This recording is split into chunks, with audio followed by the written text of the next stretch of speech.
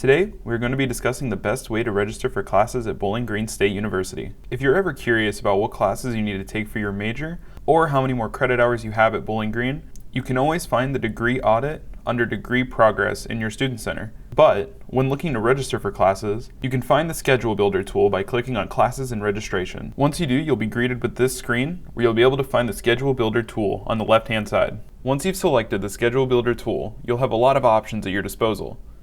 At the very top, you'll be able to select what semester you are editing. Next, you'll be able to select any times you are unavailable for classes. In this example, we select 2:30 to 5 on Wednesday. Once you've made your selection, select Close to save it. Next, you'll be able to filter classes by multiple categories, including the campus, the location, session, class status, or career. Select all options that apply in the drop-down menu. When searching for classes with the Schedule Builder tool, simply select the subject you are looking for,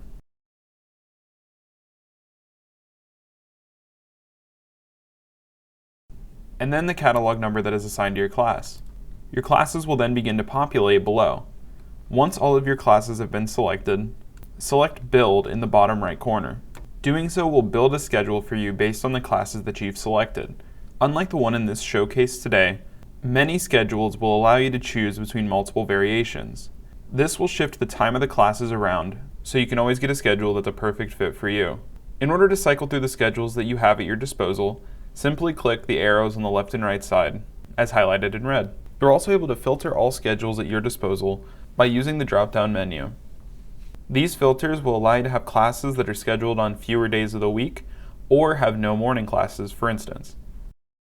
Once you've found a schedule that works for you, select Add to Cart. You'll receive a pop-up window that'll ask you to check the classes you would like to add, and then select Add to Cart once again to officially put them into your shopping cart. Once you hit Add to Cart, you'll be taken to the next screen, where you'll be asked a series of questions for each of the classes you've selected.